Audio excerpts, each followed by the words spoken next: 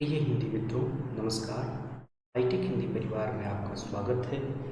एक नए महत्वपूर्ण और जरूरी वीडियो के साथ आज हम पुनः उपस्थित हैं। कई बार क्या होता है मित्रों कि हम लोग पढ़ते रहते हैं और बहुत सारे डाउट्स आ जाते हैं। डाउट्स इसलिए आते हैं क्योंकि हम भिन्न भिन्न किताबों का अध्ययन करते हैं और वे किताबें अलग अलग विद्वानों के द्वारा होती है। तो हम आपके लिए एक नई सीरीज लेकर के आ रहे हैं और इस सीरीज का नाम है डाउट क्लियर सीरीज। इसके अंतर्गत हिंदी के हम उन महत्वपूर्ण तथ्यों की, उन पोर्शन की बात करेंगे जहां आपको पढ़ते समय अक्सर डाउट आ जाते हैं। उन डाउट को क्लियर करने की कोशिश करेंगे। आज हम देखेंगे रीतिकाल। रीतिकाल का वर्गीकरण कैसे किया गया हिंदी साहित्य में, ये एक महत्वपूर्ण टॉपिक है। यह टॉपिक टीजीटी पीजीटी की परीक्षाओं में, एनटीए नेट जेआरएफ की परीक्षा में, केवीएस एनवीएस के जो हिंदी के एग्ज़ाम होते हैं उन सभी परीक्षाओं में ऐसे सवाल पूछे जाते हैं। तो एक बार आइए हम देखते हैं। रीतिकाल आप सबको पता है कि आदिकाल, मध्यकाल और उसके बाद रीतिकाल 1000 या 1000 वर्षों से अधिक का जो समय है हिंदी साहित्य के इतिहास का, उसमें जो तीसरा महत्वपूर्ण काल है उसको हम रीतिकाल के नाम से जानते हैं। रीतिकाल की समय सीमा क्या है यह आप कमेंट में हमें लिख करके बताएंगे। तो किस प्रकार किया गया वर्गीकरण? वर्गीकरण मतलब होता है क्लासिफिकेशन, जिसे आप अंग्रेजी में कहते हैं, हिंदी में इसी को कहते हैं बांटना। किसी भी चीज कर को अगर हम बांट देते हैं तो उसको समझना आसान हो जाता है। तो रीतिकाल को कई खंडों में विद्वानों ने बांटा है। मजे की बात यह है कि सभी विद्वान किसी एक बात पर सहमत नहीं है। हमारा काम सभी विद्वानों की राय का स्वागत करना है और उन्हें उसी तरीके से पढ़ लेना है ताकि परीक्षा में हम उनसे प्रश्नों को सही कर सकें। बहुत बड़ा नाम है आचार्य रामचंद्र शुक्ल का, जिन्होंने हिंदी साहित्य का इतिहास नाम की पुस्तक 1929 में लिखी। नागरिक प्रचारणी सभा से प्रकाशित ये पुस्तक हिंदी शब्द सागर की भूमिका के रूप में लिखी गई ये किताब हिंदी साहित्य के इतिहास लेखन में मील का पत्थर है, बहुत प्रामाणिक। अब तक भी इतने दिनों बीत जाने के बाद भी यह पुस्तक करीब करीब 100 साल होने को है, लेकिन ये पुस्तक जो है आज भी उसी तरीके से समादृत है, उसी तरीके से पढ़ी जाती है और समझी जाती है।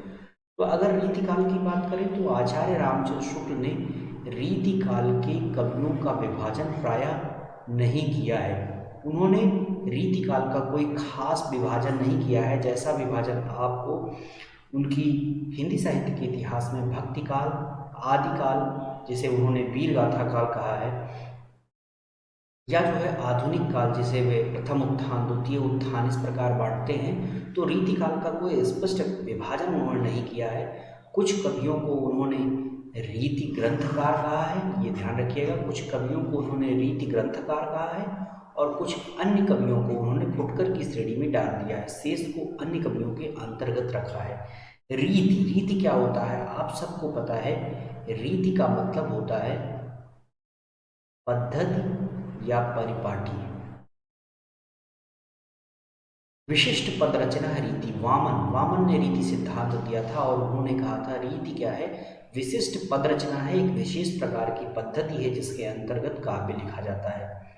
मजे की बात यह है कि आचार्य रामचंद्र शुक्ल का जो विभाजन है रीति ग्रंथकार और अन्य कवि, इसमें उन्होंने बिहारी को रीति ग्रंथकार के अंतर्गत शामिल किया है, जबकि बिहारी ने कोई रीति ग्रंथ नहीं लिखा है। तो आपसे परीक्षा में सवाल पूछा जा सकता है कि आचार्य रामचंद्र शुक्ल का वह विभाजन जिसमें उन्होंने किस कवि को रीति ग्रंथकार के अंतर्गत रखा है, जबकि उसने कोई रीति ग्रंथ नहीं लिखा है। उत्तर होगा इसका बिहारी, का सही उत्तर होगा। ग्रियर्सन बहुत बड़ा नाम है, हिंदी साहित्य के इतिहास लेखन में इनकी अग्रणी भूमिका है। शुरुआती दौर का जो हिंदी साहित्य लेखन है उसमें ग्रियर्सन की किताब को महत्वपूर्ण स्थान दिया जाता है।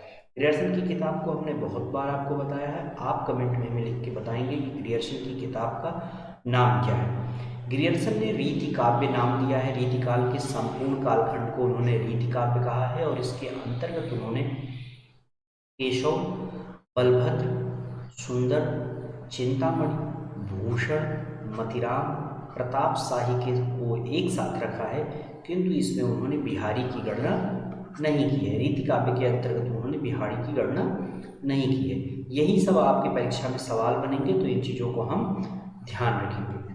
आगे देखते हैं। आचार्य विश्वनाथ प्रसाद मिश्र बहुत बड़ा नाम है, हिंदी साहित्य का इतिहास इन्होंने भी लिखा है। इन्होंने रीतिकाल को दो भागों में बांटने का प्रयास किया है। एक को इन्होंने रीतिबद्ध कहा है और दूसरे को इन्होंने रीतिमुक्त कहा है। पुनः इन्होंने इसको अन्य जो है दो भागों में बांटा है। रीतिबद्ध को आचार्य विश्वनाथ प्रसाद मिश्र ने लक्षणबद्ध काव्यकार कहा है और लक्ष्य मात्र काव्यकार के रूप में बांटा है। यहाँ आपको समझना होगा लक्षणबद्ध काव्यकार से क्या आशय है। लक्षण वे परंपराएं हैं जो संस्कृत से हिंदी में आई हुई हैं। महत्वपूर्ण जो ग्रंथ हैं संस्कृत के, हिंदी की जो रीतिकाल की परंपरा है काव्य लेखन की, ये वहीं से आई हुई है। तो उन ग्रंथों को ही आधार बना करके जब कोई ग्रंथ लिखा जाता है तो उसे लक्षणबद्ध काव्यकार कहेंगे, लक्षणबद्ध ग्रंथ कहेंगे। और मात्र उस संकेत लेकर के एक नया ग्रंथ तैयार किया जाता है तो उसे लक्ष्य मात्र काव्यकार के रूप में स्मरण करेंगे। रीतिबद्ध और रीतिमुक्त को इन्होंने दो भागों में फिर बांट दिया। एक को इन्होंने रहस्योन्मुख काव्यकार कहा और दूसरे को शुद्ध प्रेम काव्यकार कहा। ये ध्यान रखिएगा, प्रश्न आपसे पूछा जा सकता है कि रहस्योन्मुख काव्यकार और शुद्ध प्रेम काव्यकार रीतिमुक्त के अंतर्गत श्रेणी या विभाजन किसने किया है, तो आचार्य विश्वनाथ प्रसाद मिश्र ने किया है। लक्षणबद्ध काव्यकार और लक्ष्य मात्र काव्यकार, इसका विभाजन किसने किया है, आचार्य विश्वनाथ प्रसाद मिश्र ने किया है। और जो मुख्य दो भागों में बांटा है वो क्या है, रीतिबद्ध और रीतिमुक्त। डॉक्टर नगेंद्र बहुत बड़ा नाम है, इनकी किताब को हम सब पढ़ते रहते हैं समय समय पर। डॉक्टर नगेंद्र ने रीतिकाल को दो श्रेणियों में बांटा है। कौन कौन से दो श्रेणी, इन्होंने एक आचार्य कवि बताया है और दूसरा काव्य कवि बताया है। आचार्य कवि को इन्होंने पुनः जो है कई भागों में बांटा है, सर्वांग निरूपक, रस निरूपक, अलंकार निरूपक और पिंगल निरूपक। आज के इस वीडियो में हम आपको सिर्फ और सिर्फ वर्गीकरण बता रहे हैं।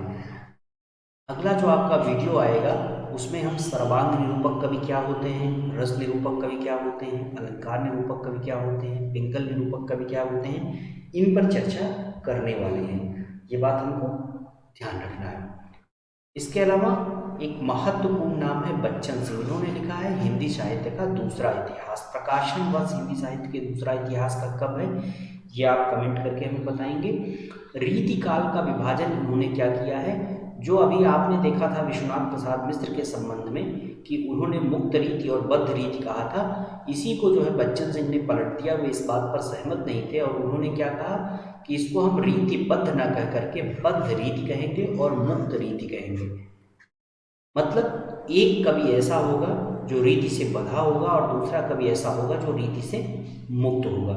इस बात को जो है बच्चन सिंह ने कहा है। बद्ध रीति का बच्चन सिंह ने पुनः दो विभाजन किया है, रीति चेतस कवि और काव्य चेतस कवि उन्होंने बताया है। रीति चेतस कवियों में उन्होंने उन कवियों को रखा है जिनका रीति के प्रति बहुत ज़्यादा लगाव है, जैसे चिंतामणि, भिखारी, देव, इनको इन्होंने रीति कवियों के अंतर्गत, रीति चेतस कवियों के अंतर्गत रखा है। जबकि काव्य चेतस के अंतर्गत इन्होंने काव्य के प्रति लगाव रखने वालों को, जिनमें मतिराम, पद्माकर आदि का नाम लिया जा सकता है, इन्हें रखा है। मुक्त रीति को पुनः दो भागों में बांटा है और एक नाम उन्होंने दिया है क्लासिकल और दूसरा नाम दिया है स्वच्छंद कवियों का। क्लासिकल कवि के अंतर्गत एकमात्र कवि को रखा है इन्होंने और उसका नाम है बिहारी। स्वच्छंद कवियों के अंतर्गत घनानंद, ठाकुर, बोधा, आलम, बहुत सारे नामों को ये स्मरण करते हैं। तो इस प्रकार जो है रीतिकाल का वर्गीकरण है। आदर्श रूप में आज जो हम वर्तमान में पढ़ते हैं रीतिकाल का विभाजन, उसमें तीन श्रेणियों में रीतिकाल को बांट करके देखा जाता है। एक श्रेणी है रीतिबद्ध। रीतिबद्ध कौन से कवि कहलाते हैं, नाम थोड़ा टेढ़ा सा है क्योंकि ये पूरी की पूरी परंपरा संस्कृत से आई हुई है, क्लासिकल है, तो ये बहुत हमें कंफ्यूज करती है। रीतिबद्ध यानी रीति से बंधी हुई, रीति से युक्त। रीति क्या है, हमने आपको बताया कि वामन ने कहा है विशिष्ट पद रचना रीति। और इसको अगर आसान करके समझा जाए तो आप कह सकते हैं कि अलंकार और नायिका भेद आदि के लक्षण जो संस्कृत की परंपरा में चले आ रहे थे, उन लक्षणों को बताकर उनके उदाहरण स्वरूप जो काव्य रचना की जाती है, उनको हम क्या कहेंगे, उन कवियों को क्या कहेंगे, रीतिबद्ध कवि कहेंगे। अलंकार और नायिका भेद को ध्यान में रख करके उनके लक्षण बता करके जो लोग काव्य रचना करते हैं उनको रीतिबद्ध कहेंगे। केशव, पद्माकर, मतिराम, चिंतामणि, कुलपति, देव, इन महत्वपूर्ण कवियों को रीतिबद्ध के अंतर्गत रखा जाता है। अभी कई नाम छूट रहे हैं, आप में कमेंट करेंगे अन्य नामों। रीति सिद्ध, जो दूसरा विभाजन है उसको कहते हैं रीति सिद्ध। रीति सिद्ध वे कवि हैं जो रीति से पूर्णतः युक्त नहीं हैं, लेकिन उदाहरण देते समय उन्होंने रीति के उदाहरण लिए हैं। जैसे इनको हम कह सकते हैं कि लक्षण और उदाहरण की पद्धति ना अपना करके काव्य रचना करते समय ये सिर्फ लक्षणों का ध्यान रखते हैं। मतलब हूबहू इन्होंने आधार तो नहीं लिया है रीति का, संस्कृत ग्रंथों की परंपरा का, लक्ष्य लक्षण ग्रंथों की परंपरा का, बल्कि क्या है, उनको स्मरण रखते हुए जो है काव्य रचना करने का प्रयास किया है। अगला जो महत्वपूर्ण नाम है वह है रीति मुक्त। ये विभाजन है रीति मुक्त। इसमें जो है ये न लक्षण की परंपरा लेते हैं और ना ही ये उदाहरण लेते हैं। इनके जो रीति मुक्त कवि हैं वे कवि ना तो लक्षण उदाहरण की पद्धति अपनाते हैं और ना ही लक्षणों का ध्यान रखते हैं। प्रेम विशेषता, ये जो है विशेषता विरह और उन्मुक्त प्रेम के गायक हैं, ये ध्यान रखना है। इसके प्रमुख कवियों में घनानंद, आलम, बोधा और ठाकुर का नाम लिया जाता है। यह वीडियो आपको कैसा लगा है आप कमेंट करके हमें जरूर बताइएगा। रीतिकाल का वर्गीकरण आपको इतना ही पढ़ना है और परीक्षा में यहाँ से सवाल पूछा जाएगा। यदि आप इसको क्लियर नहीं करेंगे तो ये बार बार आपको परीक्षा में फंसाता रहेगा।